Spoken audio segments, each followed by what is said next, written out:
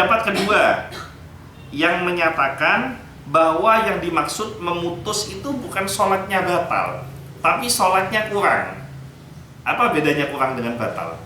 Pahalanya jadi berkurang. Sama dengan kamu puasa tapi ngerasani orang.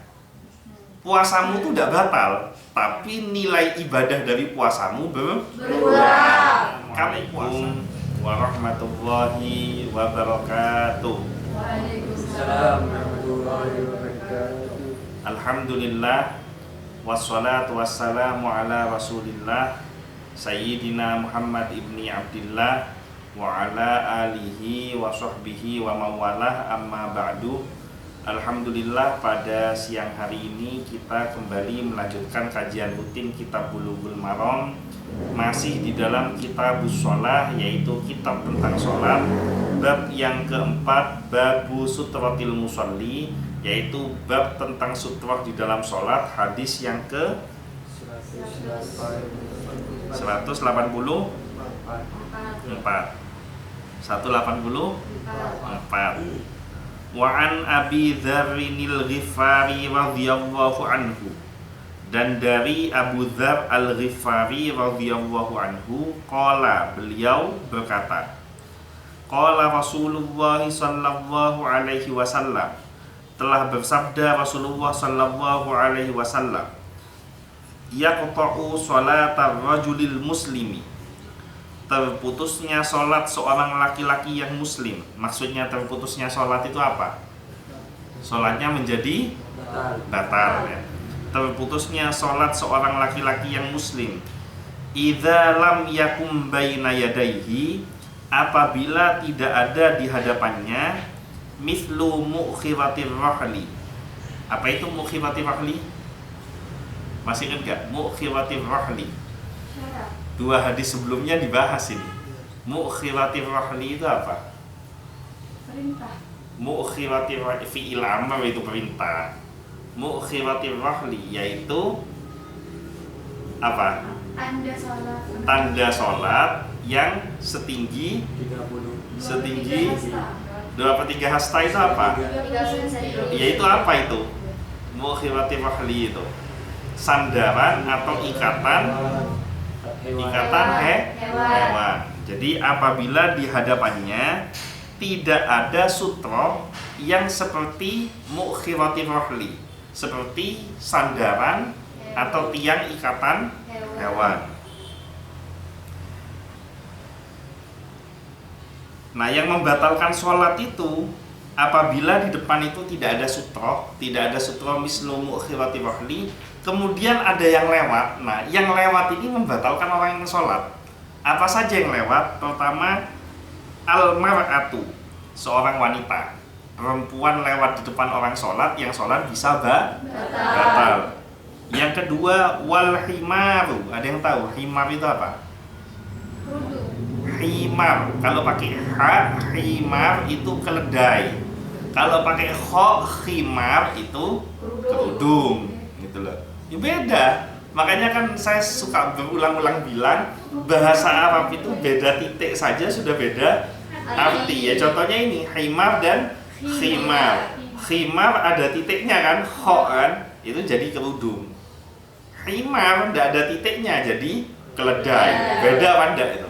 Kamu kepalanya kok enggak pakai himar, loh. Gimana keledai mau dipakai di kepala? Gitu ya. Yang pertama al-mar'atu, yaitu perempuan. Yang kedua wal himaru, yaitu keledai. Yang ketiga wal kalbul aswadu, yaitu kalbu. Apa kalbu? Kalbu. Hati itu kolbu, pakai kof. Kolbu itu hati. Kalau kalbu pakai kaf. Kok kambing gonam?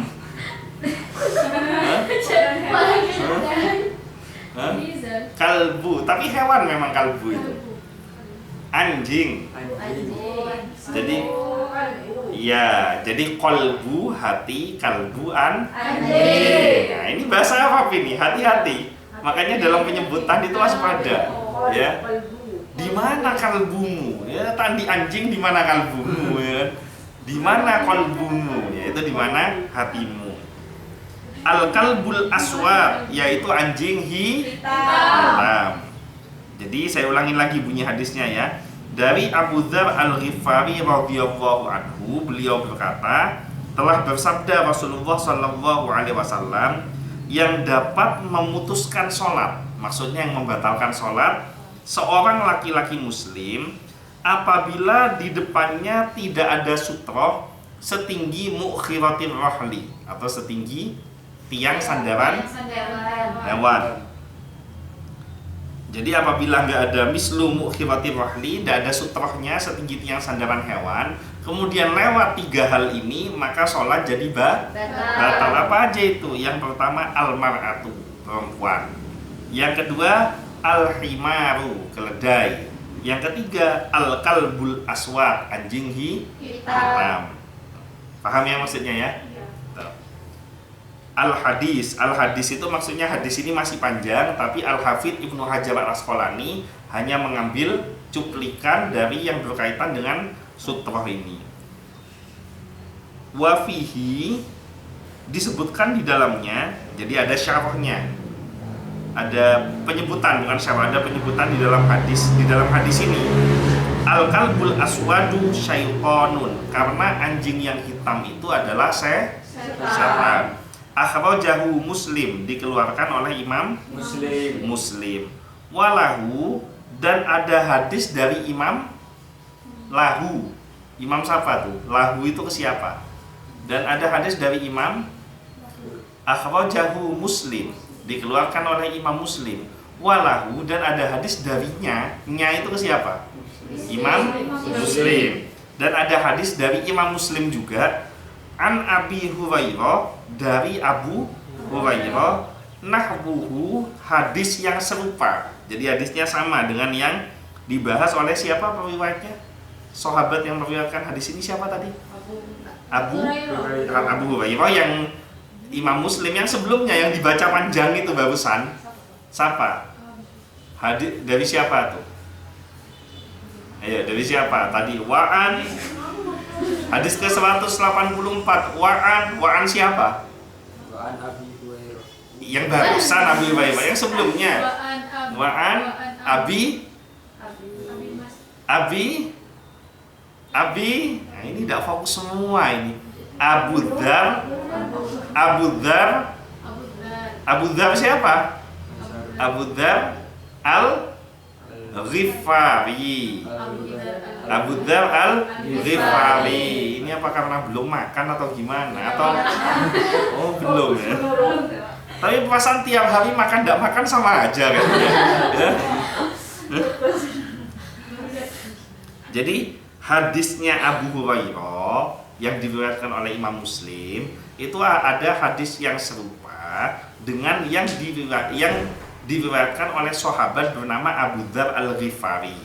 Jadi ada 2 sahabat meriwayatkan hadis yang serupa. Pertama Abu Dzar Al-Ghifari, yang kedua Abu Hurairah. Ya. Nah yang meriwayatkan yaitu Imam Muslim. Jadi dua-duanya sama-sama perawinya Imam Muslim. Nah bedanya apa? Kalau yang Abu Dzar Al-Ghifari itu penjelasannya seperti tadi, bahwa yang membatalkan sholat seorang laki-laki apabila tidak ada sutroh di hadapannya setinggi tiang sandaran hewan, kemudian ada 3 hal yang melewati di depan dirinya ketika dia sholat, yaitu wanita, kemudian keledai, ketiga anjing hitam.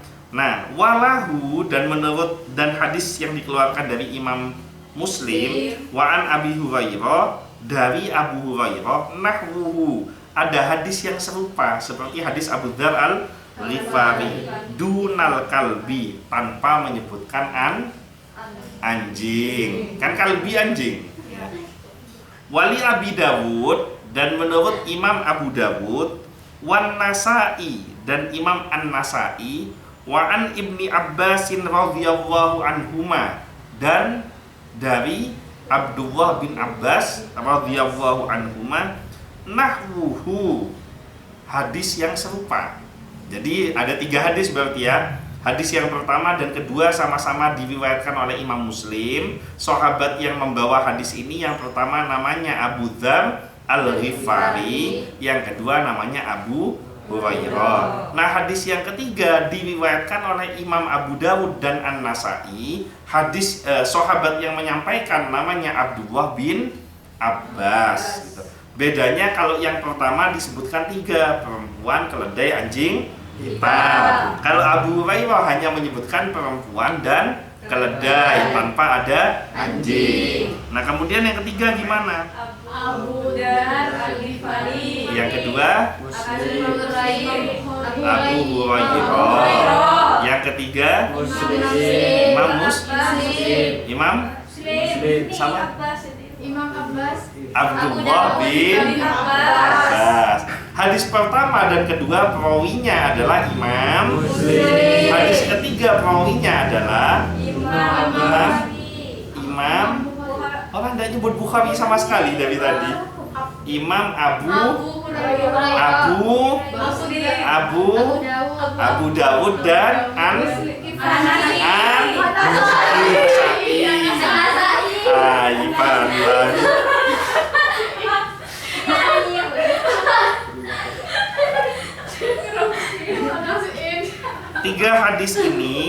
Tiga hadis ini menunjukkan jika orang yang sholat tidak menjadikan sutroh. Dengerin. 3 hadis ini menunjukkan jika orang yang sholat tidak menjadikan sutroh atau pembatas untuk sholatnya, di mana tinggi sutroh itu seperti Arabnya apa? Mu'khiratir rohli, atau tiang atau kayu sandaran di belakang kendaraannya atau hewan tunggangannya, maka sholatnya terputus oleh sebab salah satu dari 3 hal, yaitu wanita, keledai, dan anjing hitam. Itulah alasannya kalau sholat di masjid-masjid rata-rata laki-laki diletakkan di depan, perempuan softnya diletakkan di belakang. Kenapa? Karena kalau misalkan ditaruh sejajar, afdolnya tuh depan belakang, tapi sejajar tidak membatalkan sholat. Kalau sejajar biasanya kan dikasih pembatas kan. Kenapa kok harus ada pembatas? Karena kalau tidak ada pembatas, ada potensi perempuan jalan di depannya orang laki yang lagi sholat. Nah, orang laki yang lagi sholat ini sholatnya jadi batal kalau perempuan lewat di depannya. Paham ya? Ya. Jadi itu ada alasannya kenapa kok soft itu ditaruh di belakang atau di samping, karena bisa membatalkan sholat bagi seorang laki-laki. Selanjutnya, yang kedua, jika kita meletakkan sutroh di hadapan kita, lalu ada yang lewat antara 3 hal tadi, yaitu wanita, keledai, dan anjing hitam. Ini bukan maksudnya wanita, keledai, dan anjing itu sama, jangan salah artian gitu loh. Ini kan kadang-kadang orang bisa mengartikan keliru gitu. Ini Islam ini apa-apaan ini? Kok menyamakan antara wanita, keledai, dan anjing hitam? Ya sama kayak yang lagi heboh sekarang. Menteri Agama tuh apa-apaan? Kok menyamakan toa masjid dengan gonggongan anjing? Nah, itu yang ribut itu karena nggak mau dengerin pernyataan Menteri Agama secara lengkap gitu. Tapi saya nggak mau bahas di sini. Saya bahas hadis ini aja. Jadi bukan menyamakan, tapi ada alasan kenapa kok 3 ini nggak boleh lewat, karena bisa membatalkan sholat. Nanti ada penjabarannya. Nah, kalau ada sutro, ada pembatasnya, kemudian lewat 3 hal ini, maka tidak membatalkan sholat. Nah, disinilah yang menjadi alasan pentingnya tetap memakai sutro. Makanya kenapa sutro itu statusnya masih sunnah, bukan mubah. Namanya sunnah itu artinya masih ada anjurannya, betul ya. Kalau wajib, ya berarti kamu kan tidak sah sholatnya kalau tidak ada sutro. Yang ketiga, pendapat pertama yang menyatakan bahwa yang dimaksud memutus sholat adalah sholatnya batal. Pendapat pertama dinyatakan oleh beberapa sahabat radhiyallahu anhum seperti Abu Hurairah, Anas bin Malik, dan Ibnu Abbas. Al-Hasan Al-Basri, Hasan Al-Basri ini bukan sahabat tapi seorang tabi'in. Tabi'in itu orang yang bertemu Nabi. Tabi'in itu Orang yang ngaji bersama Nabi. ngaji ke sahabat, tapi tidak bertemu nabi. Yang ketemu nabi namanya sahabat, yang ketemu sahabat namanya tabi'in, yang ketemu tabi'in namanya tabi'ut tabi'in, yang ketemu tabi'ut tabi'in namanya santri. Jadi sampai sekarang kita levelnya level santri karena nggak nyapok ke tabi'ut tabi'in. Paling banter ketemu kiai, yang ketemu santri jodohnya. Saya lanjutkan. Jadi Abu Hurairah, Anas bin Malik, Abdullah bin Abbas dari kalangan sahabat, Al Hasan Al Basri dari kalangan tabi'ut tabi'in menyatakan bahwa memutus sholat itu artinya sholatnya menjadi batal. Nah, ulama yang berpendapat seperti ini adalah Imam Ahmad dalam salah satu pendapatnya, Al-Majid, Abdurrahman bin Qudamah, Syekhul Islam Ibnu Taimiyah, dan Ibnul Qayyim. Itu pendapat pertama, bahwa sholatnya jadi batal. Pendapat kedua, yang menyatakan bahwa yang dimaksud memutus itu bukan sholatnya batal, tapi sholatnya kurang. Apa bedanya kurang dengan batal? Pahalanya jadi berkurang. Sama dengan kamu puasa tapi ngerasani orang. Puasamu itu tidak batal, tapi nilai ibadah dari puasamu berkurang. Kamu puasa kemudian kamu emosi, kamu marah-marah. Puasamu tidak batal, tapi nilai puasamu jadi berkurang. Kurang lebih seperti itu. Jadi jangan sekali-kali kalau ada orang yang mau bawa ngosok, buat ambulang akan bela gitu. Itu yang nyuruh makan itu dajjal itu.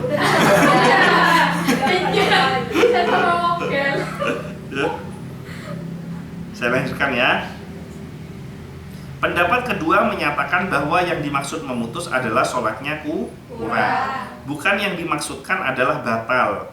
Hal ini dikatakan sholatnya kurang karena hati jadi tidak fokus disebabkan 3 hal tadi. Jadi ulama yang kedua berpendapat bukan batal, tapi nilai sholatnya berkurang. Kenapa kok kurang? Karena pasti fokusnya jadi berubah. Sholat enak-enak khusyuk, pas berdereng bini radin lebet, ya kan? Ada kelopain Faris kan? Ini sholat duhur apa sholat asar? Gitu dia nanti mikirnya kan? Ini rakaat kedua apa rakaat ketiga? Saya sudah sujud atau belum? Nah, karena fokusnya hilang ini tadi, akhirnya jadi bukan batal, berkurang. Jadi berkurang. Ini pendapat yang kedua. Atau misalkan enak-enak sholat kok ada anjing hitam atau keledai lewat, ya kan? Pasti kan dalam hati, hewannya siapa ini Pak Ocol? Kan gitu. Anjingnya siapa ini Pak lepas? Nah, ketika dalam hati ini terisi selain Allah, terisi selain bacaan-bacaan sholat, maka nilai sholatnya jadi berkurang. Sama dengan kamu sholat ingat utang. Sholatmu tidak batal, tapi nilai sholatmu jadi kurang. Karena di dalam sholat itu semestinya adalah mengingat Allah melalui bacaan-bacaan sholat. Ya.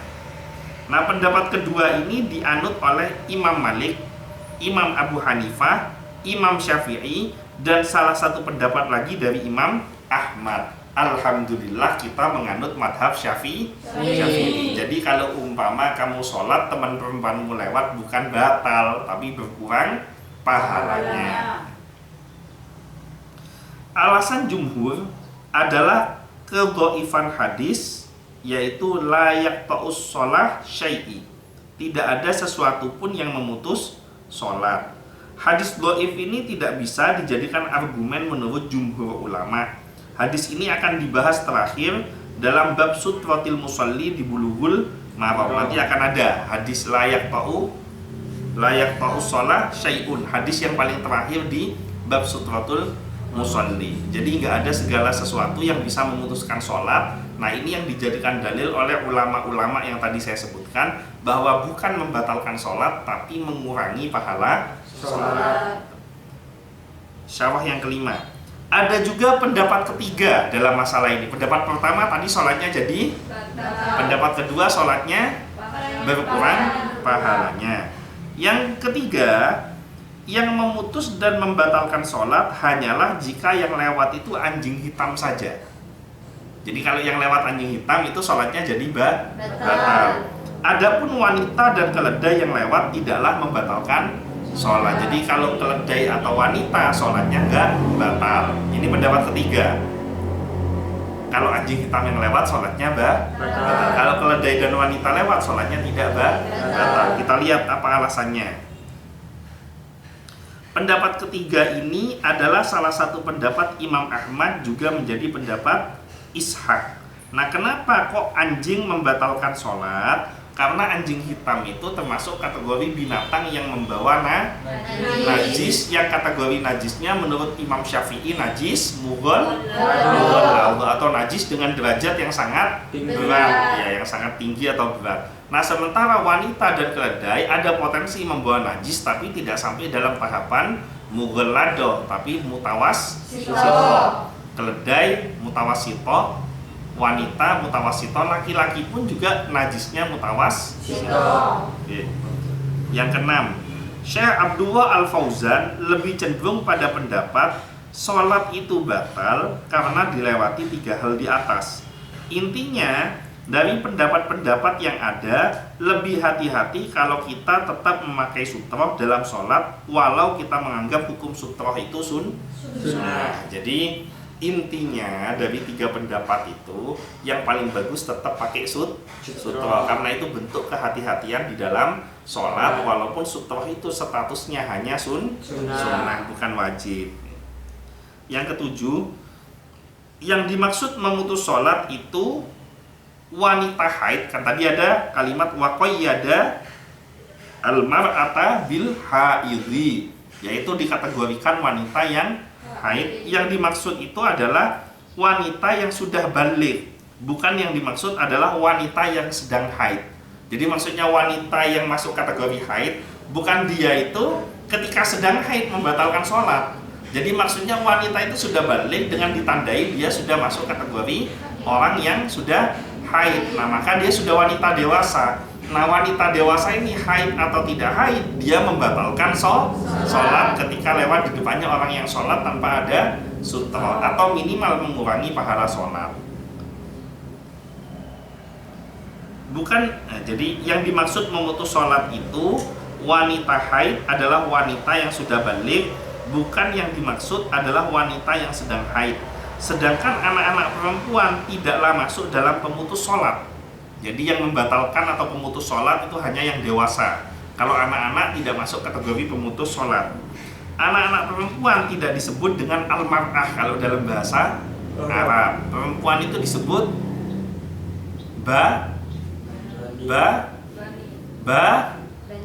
bani, laki. Kalau perempuan banat. Iya betul, yang bilang banat betul.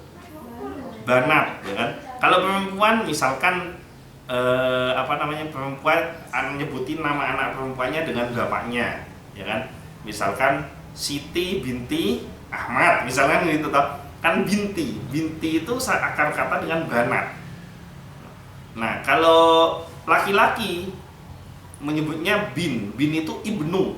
Jadi ibnu itu anak laki-laki. Nah, bani itu keturunan. Misalkan Bani Faris berarti anak turunannya Faris, gitu. Itu namanya Bani Faris. Bani Israel anak keturunan Israel. Siapa itu Israel? Mulai lupa sudah. Siapa itu Israel? Nabi.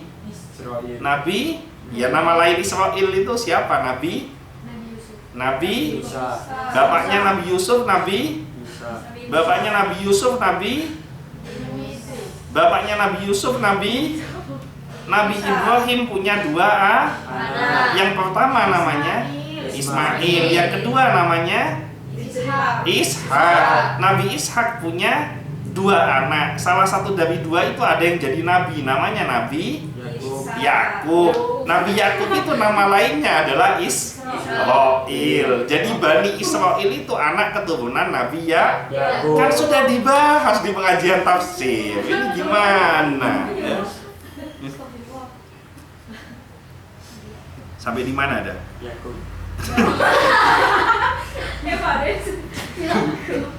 Yang ke-8. Adapun yang dimaksud anjing adalah anjing hitam Karena anjing hitam disifati dengan setan sebagaimana dalam hadis. Jadi tidak semua anjing, tapi hanya anjing yang warnanya hitam. Yang kesembilan, adapun keledai, khimar yang dimaksud itu, adapun khimar ya, khimar yang dimaksud itu adalah keledai, bukan zebra. Karena khimar itu dalam bahasa Arab, keledai sama zebra sama-sama khimar dalam bahasa Arab. Cuma bedanya kalau keledai khimarul ahli, itu keledai. Kalau zebra khimarul wahsi. Jadi khimarul wahsi itu zebra. Khimarul ahli itu keledai. Yang dimaksud adalah khimarul ahli atau keledai. Yang ke-10 itu kan ceritanya kalau yang sholat laki yang lewat perempuan, sholatnya batal atau berkurang pahala sholatnya. Sekarang kalau yang sholat perempuan kemudian yang lewat perempuan bagaimana? Gimana? Berkurang pahala. Hah? Berkurang pahalanya. Statusnya sama. Jadi yang sholat mau laki mau perempuan, pokoknya yang lewat 3 ini sama-sama mengurangi pahala sholat atau membatalkan sholat antara 2 itu. Makanya ini para cewek-cewek yang lagi sholat ini, kalau misalkan sholatnya sendiri-sendiri, kemudian yang satu temennya tidak sholat lewat, jangan lewat di depannya, tapi sholat lewat di belakangnya. Ada pertanyaan? Ada. Sepakat sekali. Cepat. Mungkin itu saja yang bisa saya sampaikan. Mudah-mudahan semuanya panjang umur, sehat, selamat, bisa mengamalkan apa yang kita kaji setiap hari, dan mudah-mudahan semuanya mendapatkan syafaat dari Nabi Muhammad SAW. Al-Fatihah. A'udzu billahi minasyaitonir rajim. Bismillahirrahmanirrahim. Alhamdulillahirabbil alamin. Ar-Rahmanir-Rahim. Maliki yaumiddin. Iyyaka na'budu wa iyyaka nasta'in. Ihdinas siratal mustaqim. Shiratal ladzina an'amta. Mungkin itu saja yang bisa saya sampaikan, kurang lebihnya mohon maaf. Wallahul muwaffiq ila aqwamit thoriq, wa billahi taufiq wal hidayah. Wassalamualaikum warahmatullahi wabarakatuh.